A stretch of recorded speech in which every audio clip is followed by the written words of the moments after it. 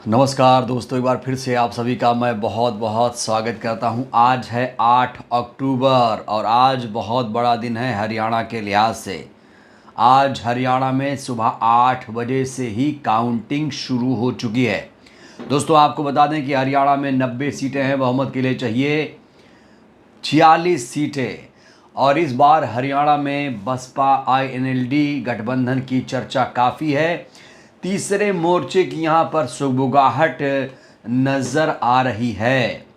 BJP जो hat trick बनाने का दावा करती हुई नज़र आ रही थी कल तक को, अब उसका भी सपना जो है चकनाचूर होता हुआ नज़र आ रहा है। दोस्तों सबसे पहले कुछ ज़रूरी जानकारी मैं आपको हरियाणा के बारे में देना चाहता हूँ। हरियाणा में जैसा कि हमने आपको बताया कि 90 विधानसभा सीटें हैं, बहुमत के लिए चाहिए 46 सीटें।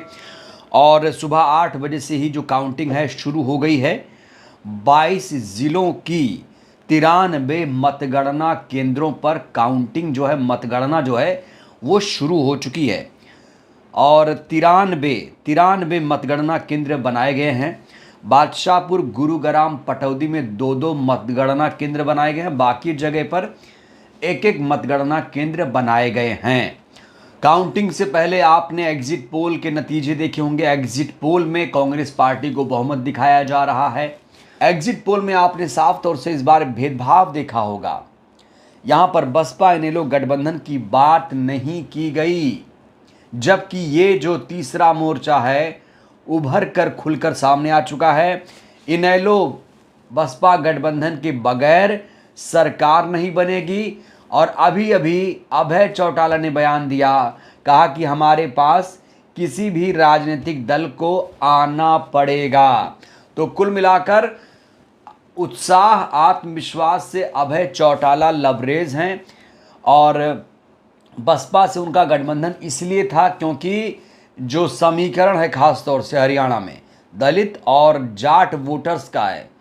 यहाँ पर अगर मैं बात करूँ तो 17 सीटें एससी के लिए आरक्षित हैं, जबकि 47 सीटों पर एससी वोटर्स हैं, उनकी भूमिका निर्णायक हो जाती है। आपको बता दें 37 सीटों पर इस बार बसपा ने अपने उम्मीदवार, अपने प्रत्याशी उतारे हैं। और हरियाणा में तीसरी बार INLD के साथ बीएसपी ने गठबंधन किया। 1991 से बीएसपी यहाँ चुनाव लड़ रही है। एक दिलचस्प जानकारी मैं आपको देना चाहता हूँ कि जो बसपा है उसने हरियाणा में कभी भी एक सीट से ज़्यादा नहीं जीत हासिल की। विधानसभा चुनाव के बारे में अगर मैं बात करूं तो कभी भी उसे 2 सीटें हरियाणा में नहीं मिली हैं। लेकिन इस बार जो तस्वीर है इसके उलट आती हुई नज़र आ रही है।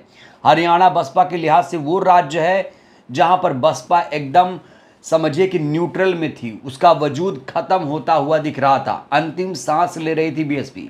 लेकिन ऐन वक्त पर जाकर बसपा में ऑक्सीजन भरने का काम किया। बसपा के जो युवा नेता हैं, तेज तर्रार नेता हैं, मायावती जी के राजनीतिक उत्तराधिकारी आकाश आनंद, उन्होंने जो समन्वय बिठाया लोगों से, जिस तरीके से उन्होंने जनसभाएं की, रात रात भर जाकर चौपाल किया, रैलियां की, उसका एक बहुत बड़ा इम्पैक्ट देखा गया है। और जो समर्पित कार्यकर्ता हैं, जो काडर इनका वोटर है, वो खास तौर से बसपा से इस बार जुड़ा है। तो जिस तरीके से आकाश आनंद ने हरियाणा में मेहनत की, जिस तरीके से गठबंधन हुआ, तो जिस तरीके से इनका काडर जो वोटर है, समर्पित वोट बैंक है, वो इनसे जुड़ा है, कहीं ना कहीं बसपा को इसका बहुत ज़्यादा फायदा चुनाव में मिलता हुआ नज़र आ रहा है। हरियाणा में इस बार बसपा का ग्राफ बढ़ने जा रहा है, साथ ही साथ जो वोट शेयर है उसमें भी इजाफा होगा। तो दोस्तों रुझान तो 8 बजे से ही आने शुरू हो गए हैं। कुछ सीटों पर हम नज़र डालेंगे, देखेंगे 90 सीटों में कहां बसपा आगे चल रही है, उस पर हम थोड़ा बात करना चाहते हैं आपसे। पहला रुझान क्या कहता है? हरियाणा का जो पहला रुझान है वो अब हम आपको बताने जा रहे हैं, जहां पर बसपा आगे निकलती हुई दिख रही है, जहां पर बसपा आगे जा सकती है। शुरुआती रुझान में क्या दिख रहा है मैं आपको बताना चाहता हूं। दोस्तों एक सीट है सढौरा सीट से बसपा के आगे जाने की जानकारी सामने आ रही है। बसपा का जो उम्मीदवार है सढौरा में कहा जा रहा है कि आगे, या यूं कहिए कि नेक टू नेक कांग्रेस से फाइट करता हुआ नजर आ रहा है। यहाँ से जो उम्मीदवार हैं बीएसपी के वो हैं ब्रिजपाल छप्पर जी। ब्रिजपाल छप्पर जी के लिए आकाश आनंद जी ने भी कड़ी मेहनत की थी। और ऐसे में सोढौरा जो एससी सीट है, मैंने कहा आपको कि 17 सीटें एससी समाज के लिए आरक्षित हैं, तो सोढौरा भी उन्हीं में से एक सीट है, जहां पर अभी की जानकारी के हिसाब से बात करें तो बीएसपी के उम्मीदवार थोड़े से ग्रीन जोन में आते हुए दिख रहे हैं। अगली सीट है दोस्तों करनाल की असंध सीट। करनाल की असंध सीट की हम बात करने जा रहे हैं।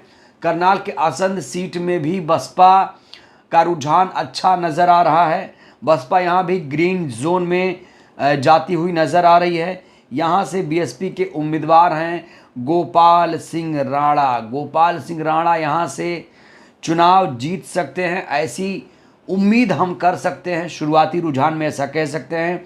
अगली सीट बड़ी इंपॉर्टेंट सीट बीएसपी के लिए है, यमुनानगर ज़िले की जगाधरी सीट।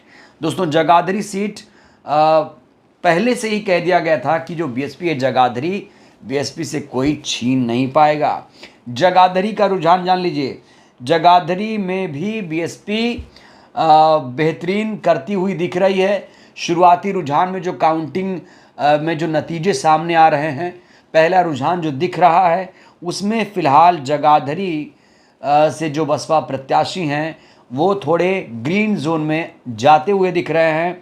दर्शन खेड़ा, बीएसपी ने यहाँ से दर्शन खेड़ा को अपना प्रत्याशी बनाया था। दोस्तों अगली सीट जहां बसपा थोड़ा सा ग्रीन जोन में नज़र आ रही शुरुआती रुझानों में, वो सीट है रादौर। रादौरा की जो सीट है, यहाँ से बसपा के प्रदेश अध्यक्ष धर्मपाल तिगरा जी मैदान में थे, अच्छा चुनाव लड़ा है, अच्छी उम्मीद यहाँ से की जा सकती है। रादौर में बीएसपी के उम्मीदवार धर्मपाल जी चुनाव जीत जाएं, इसमें कोई अतिशयोक्ति नहीं होगी। कुछ वो सीटें जहाँ पर बसपा ग्रीन जोन में नज़र आ रही है शुरुआती रुझानों में दोस्तों, वो मैं आपको यहाँ बताने की कोशिश कर रहा हूँ। तो धर्मपाल तिगरा थोड़ा सा अच्छा प्रदर्शन करते हुए दिख रहे हैं। दोस्तों अगली सीट की बात करेंगे। अगली सीट है अंबाला ज़िले की नारायणगढ़। अंबाला ज़िले की नारायणगढ़ वैसे बीएसपी का ही गढ़ समझिए, और दलित और जाट कॉम्बिनेशन यहाँ पर नज़र आ रहा है।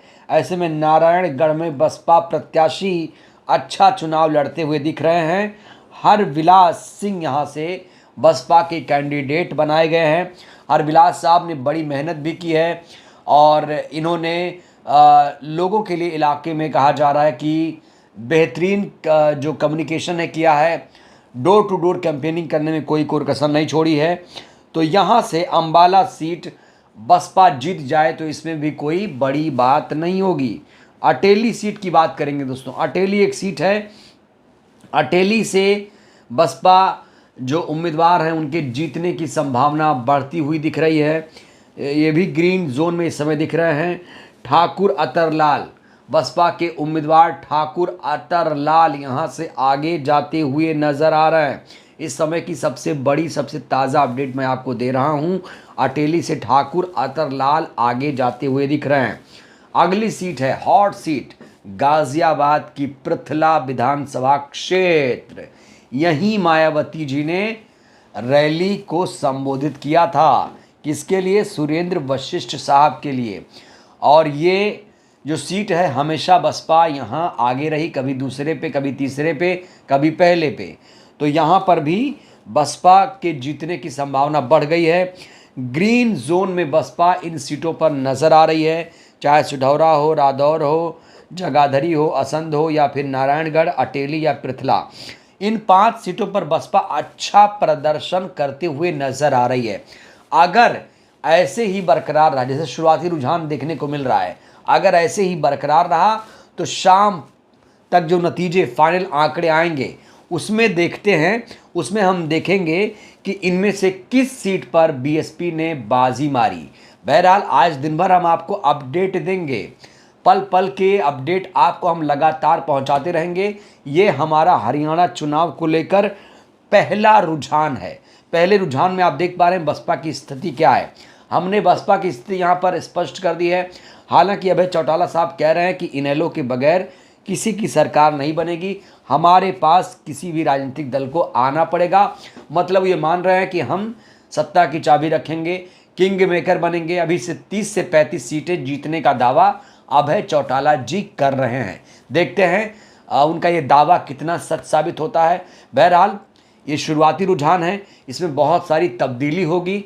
अभी जैसे जैसे नतीजे आने शुरू होंगे, क्योंकि ये जो रुझान है वो नतीजों में तब्दील होते चले जाएंगे, तो चीज़ें जो हैं और स्पष्ट होंगी, जो तस्वीर है और ज़्यादा क्लियर होती हुई नज़र आ रही है। बहरहाल दोस्तों, इस वीडियो में इतना ही। इस वीडियो को लेकर आप लोगों की क्या प्रतिक्रिया है, अपनी प्रतिक्रिया आप लोग ज़रूर दीजिए। वीडियो को ज़्यादा से ज़्यादा लोगों तक पहुँचाइए। बहुत बहुत धन्यवाद, शुक्रिया।